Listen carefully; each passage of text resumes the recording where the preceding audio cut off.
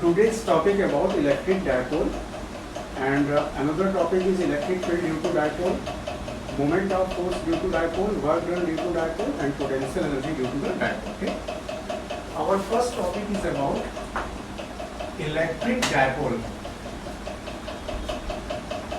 First topic is about electric dipole. Electric dipole is represented by P. This is represented by P. ठीक है, electric dipole को P से represent किया जाता है. अब देखिए, the product of the magnitude of charge, the product of the magnitude of charge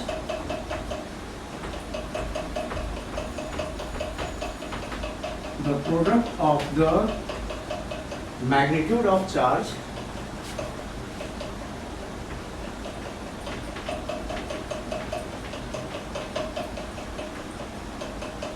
and distance between them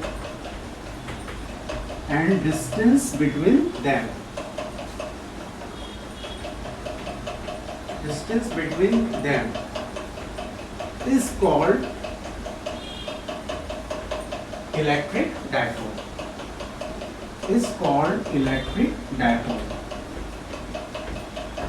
Means electric dipole is depend upon the two factors. One is the charge and another is the distance between the charge.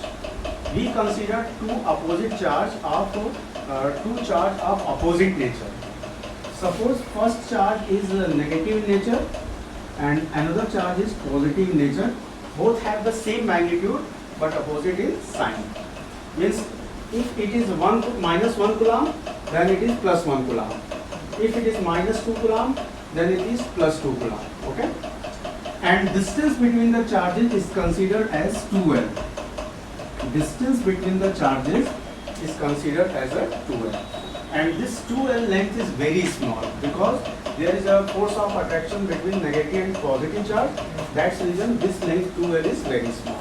This is in order of micrometer or nanometer. Okay? Then according to the definition, electric dipole P is equal to Q into 2L. Electric dipole is dependent upon the two factors. First factor is the magnitude of charge and another factor is the distance between the charges. This is 2L.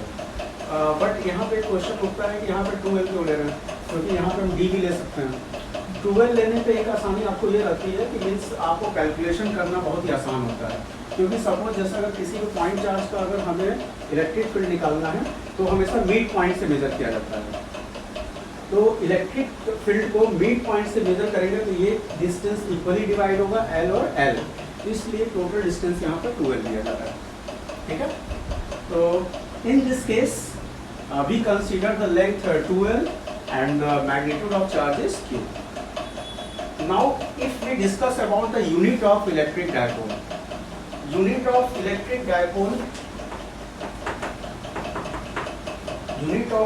dipole is equal to unit of charge into unit of distance.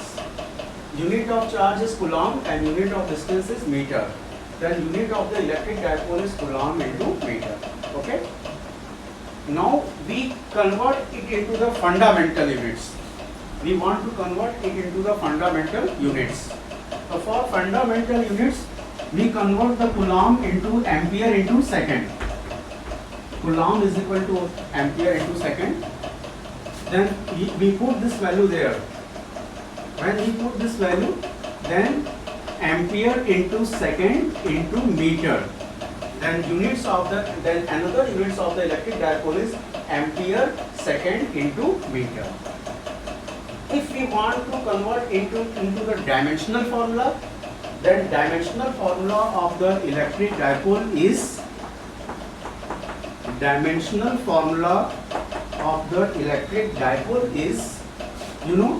meter is represented as L, second is represented as T, and ampere is represented as A. Then dimensional formula of electric dipole is L into T into A. Okay. This is about what is electric dipole, what is the formula of electric dipole, and what is the unit of electric dipole. ठीक है? अब देखिए. Now we discuss about the another topic in electric dipole, that it is behave as a vector quantity. Then how it is behave as a vector quantity? This is the next topic. ठीक है? इसको बेटा note कर लिया. Okay. We want to convert into the vector form. Electric dipole is a vector quantity, and direction of electric dipole is from negative charge to the positive charge. Direction of electric dipole is always from negative charge to the positive charge. Means it represents the direction, hence it considered as a vector quantity. And this is also follow the vector rules. Electric dipole also follow the vector rules. That's reason this is considered as a vector quantity. Means it is vector quantity. It is vector quantity. If it is vector quantity, then we want to represent as it into the vector form. अब देखिए इसको vector form में कैसे represent किया जाएगा? तो in vector form,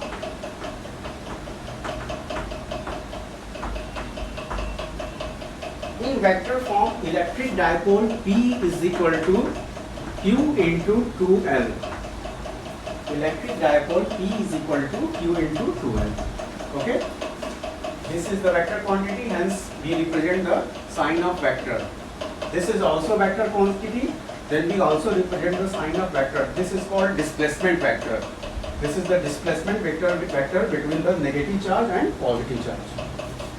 So 2L is called displacement vector between negative charge and positive charge.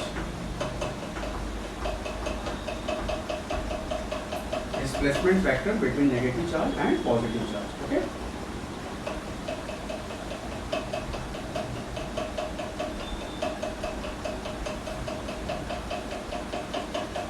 It is done. Okay. Then now we discuss about that this is behave as a vector quantity, and this is also represented into the vector form. Now next topic is about the physical significance of electric dipole. Means electric dipole का physics या chemistry में use क्या है?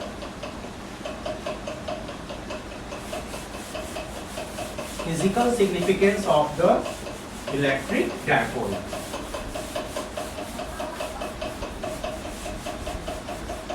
ठीक है?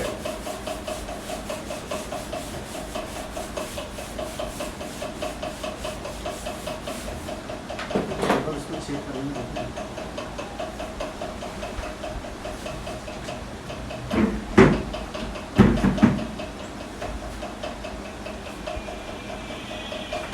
Physical significance of electric dipole.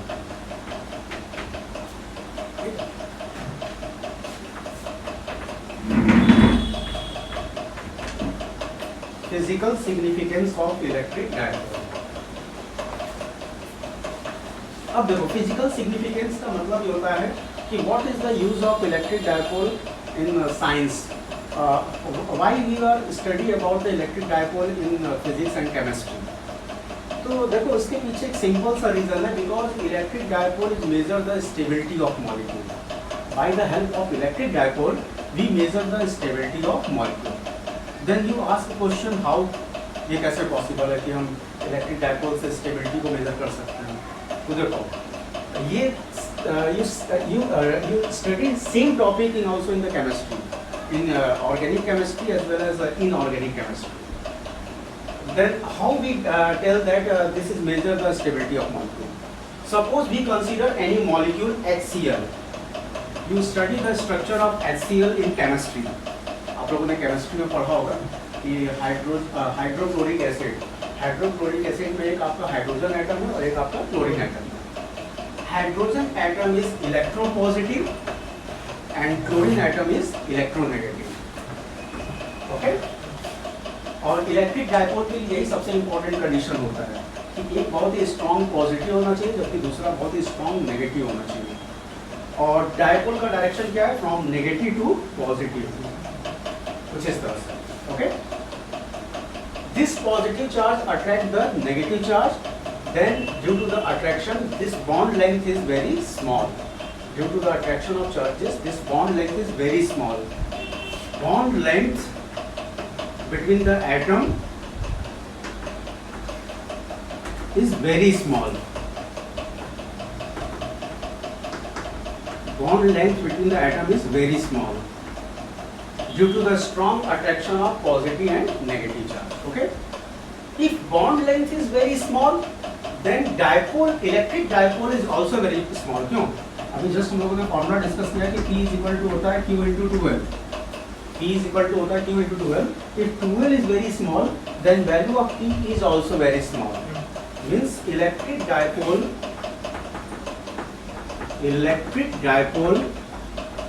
is very small. ठीक है, अभी ये चीज हम आप लोग को नोट करवा देंगे, आप घबराओ मत, इसको भी नोट करवा देंगे, पहले आप लोग इसको समझ लो। If bond length between the atom is very small, then electric dipole is also very small. Why? Because this electric dipole is depend upon the bond length between the charges. Okay? अब देखिए, तो यहाँ bond length घट रहा है, दोनों के बीच में attraction बढ़ रहा है. If attraction increases between the atom, if attraction increases between the charges, then stability of molecule is also increases. तो मीन्स यहाँ पे स्टेबिलिटी जो होगा वो क्या होगा, इंक्रीज कर जाएगा. Stability of molecule also increases. ये चीज क्लियर है, नहीं समझ में आया कि स्टेबिलिटी क्यों इंक्रीज हो रहा है? क्योंकि अभी मैंने बताया कि दोनों के बीच में बहुत ही स्ट्रॉन्ग अट्रैक्शन हो रहा है. तो जब स्ट्रॉन्ग अट्रैक्शन होगा तो दोनों के बीच में फोर्स ऑफ अट्रैक्शन बढ़ रहा है. तो due to the increase of the force of attraction stability भी दोनों के बीच का क्या होगा, बढ़ जाएगा. Because stability is depend upon the force of attraction between the charges. ठीक है, ये चीज मेरे ख्याल से समझ में आ गया होगा. भाई हम लोग को दूसरा एक कम एग्जांपल दे रहे हैं तब ज़्यादा बेटर समझ में आएगा. तो इससे एक चीज़ तो बिल्कुल क्लियर है कि इलेक्ट्रिक डायपोल के बारे में क्यों स्टडी किया जा रहा है. इलेक्ट्रिक डायपोल के बारे में इसलिए स्टडी किया जा रहा है क्योंकि इलेक्ट्रिक डायपोल किसी मॉलिक्यूल की स्टेबिलिटी को मेजर कर रहा है. समझ में?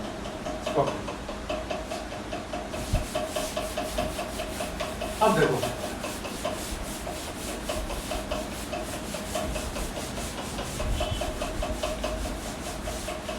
अब आप लोग को हम एक दूसरा एग्जांपल दे रहे हैं जो सबसे बेस्ट एग्जांपल है. शायद आप लोग केमिस्ट्री में जो चीज़ आप लोग कई बार पढ़े होंगे और केमिस्ट्री में कॉमन क्वेश्चन है, हर साल बोर्ड में पूछा जाता है. Between phenol and alcohol which is a more melting and boiling point. In alcohol का स्ट्रक्चर शायद आप लोग को पता होगा. अल्कोहल क्या होता है? CH3OH या C2H5OH, या इसका स्ट्रक्चर होता है ROH. R is the alkyl group. And another molecule is phenol.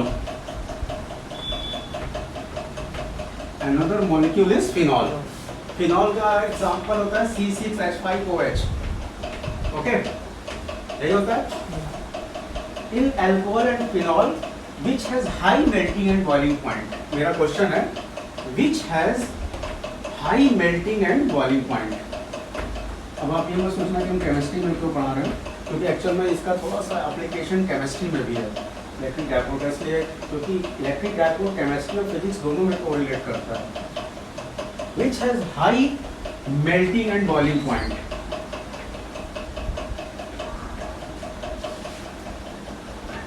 बता सकते हो किसका मेल्टिंग बॉइलिंग पॉइंट ज्यादा होता है?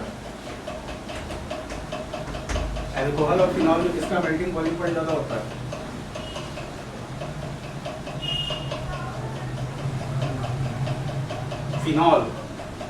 Phenol has high melting and boiling point. This is common question which is asked in competitive exam as well as in board examination. तो आप बोलोगे कैसे, तो देख लो. जैसे देखो, सपोज मान लो अल्कोहल का स्ट्रक्चर बनाया जा रहा है. This is the alcohol.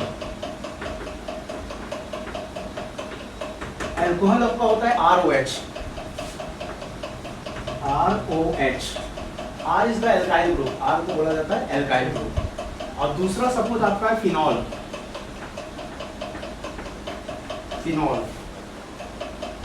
Phenol का स्ट्रक्चर कुछ इस तरह का होता है, शायद आप लोग पढ़े होंगे। इसमें डबल बॉन्ड होता है फिनॉल में।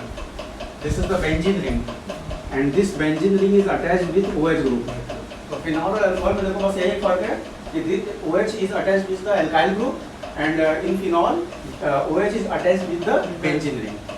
अब आप बोलोगे कि how we are explain that this is this have a high melting boiling point or low melting boiling point on the basis of dipole। अब देखो, तो जैसे ये बताओ R और OH के बीच में यहाँ क्या है, सिंगल बॉन्ड है। आपको पता है कि ऑक्सीजन इज इलेक्ट्रोनेगेटिव, ऑक्सीजन पे कितने नेगेटिव चार्ज होते हैं, 2 नेगेटिव चार्ज होता है। This is a very strong electronegative item. और एल्काइल के ऊपर कितना होता है पता है, this is delta plus, CH3 plus होता है ना, this is delta plus but this is delta minus. तो क्या ये बताओ दोनों में चार्ज के बीच में सिमिलरिटी है, सिमिलरिटी नहीं है। और जबकि इलेक्ट्रिक डायपोल का सबसे बड़ा कंडीशन है कि जितना नेगेटिव चार्ज है उतना ही सेम पॉजिटिव चार्ज भी होना चाहिए। ओके, अब देखो this is the double bond, ये आप लोगों को पता है कि this is the double bond. और शायद आप लोगों ने केमिस्ट्री में ये भी पढ़ा होगा कि एक आपका होता है सिग्मा और दूसरा क्या होता है, pi. Sigma is very strong but pi is very weak. This is due to the formation of pi electron and that pi electron is very moving in nature। pi electron जो होता है उसकी stability बहुत कम होती है, वो एक जगह स्टेबल नहीं रहता है, तो बहुत ही मतलब मूवेबल नेचर का होता है। तो due to the moving nature this pi electron shift into this carbon atom, this pi electron is shift into this carbon atom। अब ये बताओ यहाँ जो कार्बन एटम है इसके पास ऑलरेडी एक पॉजिटिव चार्ज था, और जब ये डबल बॉन्ड आपका शिफ्ट हो रहा है तो यहाँ पे इसके पास कुल कितने पॉजिटिव चार्ज क्रिएट हो गए, 2 पॉजिटिव चार्ज। और ऑक्सीजन के पास कितना नेगेटिव चार्ज था, 2 नेगेटिव चार्ज था। तो there is the strong attraction between this carbon atom and this oxygen atom. यहाँ देखो, यहाँ कार्बन और ऑक्सीजन के बीच में बहुत स्ट्रॉन्ग अट्रैक्शन होगा। क्यों? क्योंकि कार्बन के पास 2 पॉजिटिव चार्ज है और ऑक्सीजन के पास 2 नेगेटिव चार्ज है। और यहाँ पे देखो, यहाँ पे कार्बन के पास केवल एक ही पॉजिटिव चार्ज था और जबकि यहाँ पे कार्बन के पास 2 पॉजिटिव चार्ज है। तो मीन्स यहाँ पे अगर देखा जाए, अगर इसको इससे कंपेयर किया जाए तो यहाँ पे स्ट्रॉन्ग अट्रैक्शन होगा between oxygen and carbon atom. तो अगर स्ट्रॉन्ग अट्रैक्शन हो रहा है तो मीन्स इसका स्टेबिलिटी भी क्या होगा, ज़्यादा होगा। If stability is strong, stability is more, then its melting and boiling point is also very strong or also very high. Which is clear? Okay. तो ठीक है, तो आप लोग लिख लो नोट, थोड़ा सा इसको मैं लिखवा देते हैं। इलेक्ट्रिक डायपोल, पहले हेडिंग डाल देना physical significance. Physical significance of electric dipole.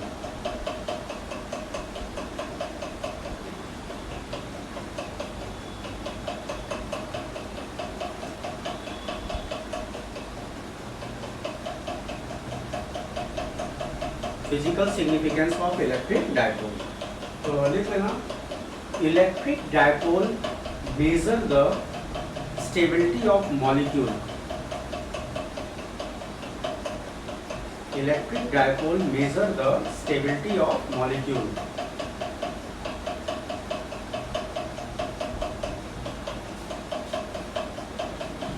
If bond length between the atom is very small,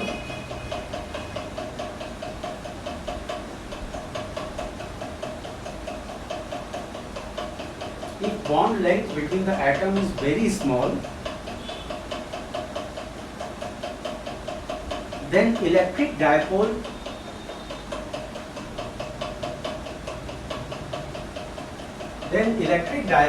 is also very small.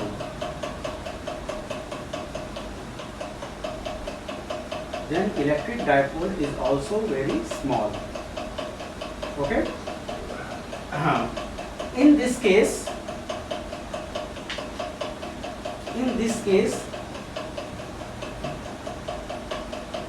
there is very strong attraction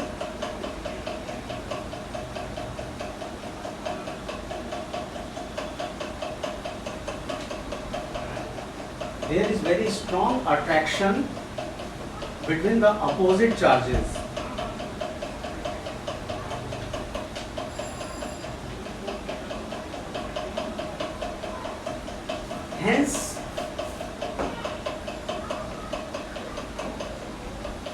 opposite charges. Hence,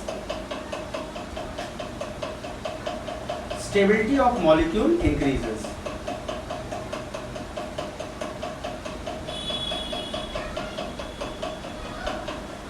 Hence, stability of molecule increases.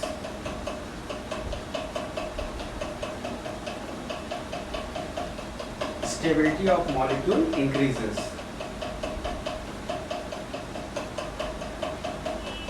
ठीक है? Okay, तो यही आपका physical significance है कि by the help of electric dipole we measure the stability of molecule, any different type of molecule.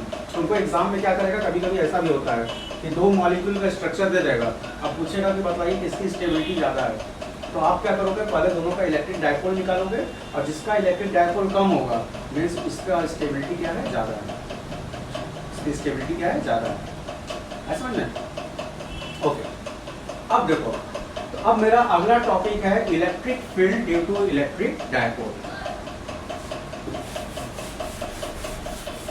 Electric field due to electric dipole.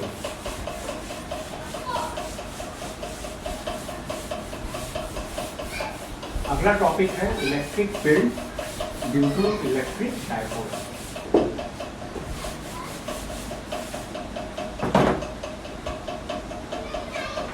Electric field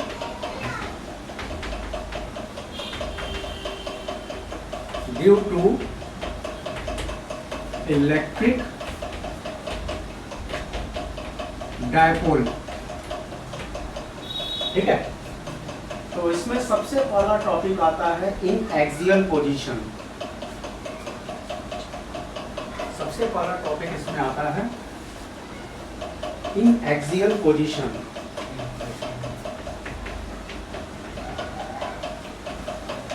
in axial position, and this is also called end on position. इसको end on position भी बोला जाता है।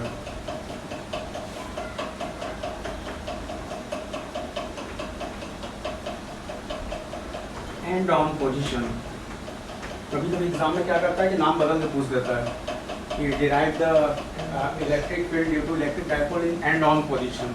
अब आप सोचोगे कि हम तो एक्सियल पोजीशन पढ़ के आए, गया कहाँ से आ गए, तो बेसिकली उसी का नाम वो लोग चेंज कर देते हैं।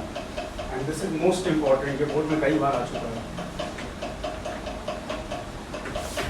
ठीक है, अब देखो, सबसे पहले इसका एक डायग्राम बना लेते हैं एक्सियल पोजीशन के लिए।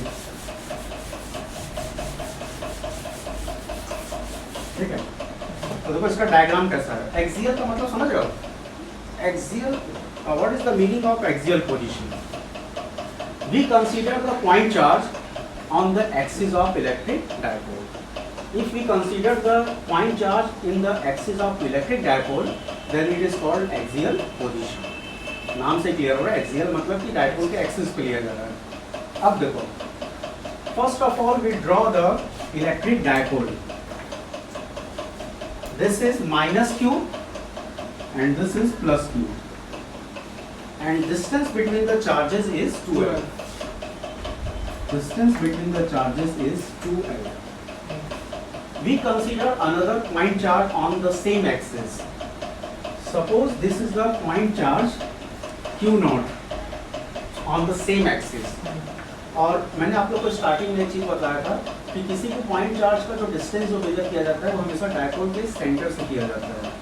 तो सपोज मान लीजिए ये डायपोल का सेंटर है M या डायपोल का मिड पॉइंट, तो डायपोल के मिड पॉइंट से बताइए इसका डिस्टेंस हम लोग क्या लेंगे, R।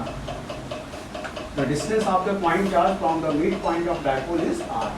अब ये इसको इक्वली डिवाइड कर रहा है, तो ये बताओ जब ये इक्वली डिवाइड करेगा तो ये कितना हो जाएगा, L, and this is also L। Okay, अब देखो, तो अब हमें क्या करना है, हमें इस पॉइंट पे इलेक्ट्रिक फील्ड निकालना है, क्योंकि हम लोग पॉइंट चार्ज की हेल्प से क्या कैलकुलेट करते हैं, इलेक्ट्रिक फील्ड। तो आप एक काम करो, इस एक्सिस को ऐसे मिला दो पॉइंट चार्ज से, this is the point charge, और इन सारे पॉइंट का कुछ नाम रख दो। Suppose this is the point A, this is the point B, point A, point B, and this is point P। ठीक है, अलग अलग पॉइंट कंसीडर किया जा रहा है A, B एंड P। अब देखो, तो इसमें आप लिख लेना सबसे पहले electric field at point P due to A, electric field at point P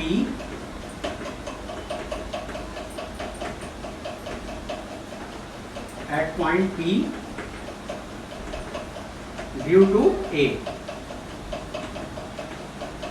के हेल्प से पॉइंट P पे आपको क्या निकालना है, इलेक्ट्रिक फील्ड। अब ये बताइए, मैंने आप लोग को पिछले टर्म पे इलेक्ट्रिक फील्ड का मैंने फॉर्मूला बताया था। What is the formula of electric field? F/Q0 1/4πε0, क्या था, 1/4πε0 into Q/R², यही होता है। तो आपको पॉइंट P पे किसके हेल्प से निकालना है, A के हेल्प से। तो A पे कैसा चार्ज है, नेगेटिव चार्ज। और बताओ A और P के बीच का डिस्टेंस कितना होगा, ये यहाँ से यहाँ तक का डिस्टेंस कितना है, R है, and this is L, R plus L, ठीक। तो EPA इज इक्वल टू आ जाएगा 1/4πε0 एंड दिस इज Q, और नीचे हो जाएगा R plus L to the whole square. नीचे समझ में आया? हाँ, बट एक चीज का ध्यान रखिएगा, यहाँ पे चार्ज का साइन कंसीडर मत करिएगा, क्योंकि ऑलरेडी हम लोग यहाँ पे डायरेक्शन कंसीडर कर रहे हैं। अभी आपको डायरेक्शन बताया जाएगा, इसलिए चार्ज का साइन कंसीडर नहीं किया जाता है ना। बहुत सारे स्टूडेंट बोलते हैं कि सर नेगेटिव चार्ज है तो माइनस क्यू होना चाहिए, बट यहाँ माइनस क्यू को पुट नहीं करेंगे, केवल क्यू रखेंगे। अब देखो, अगला आता है electric field at point P due to B। अब आपको पॉइंट P पे इलेक्ट्रिक फील्ड निकालना है, किस पॉइंट के चलते, B के हेल्प से। तो देखो B के हेल्प से कैसे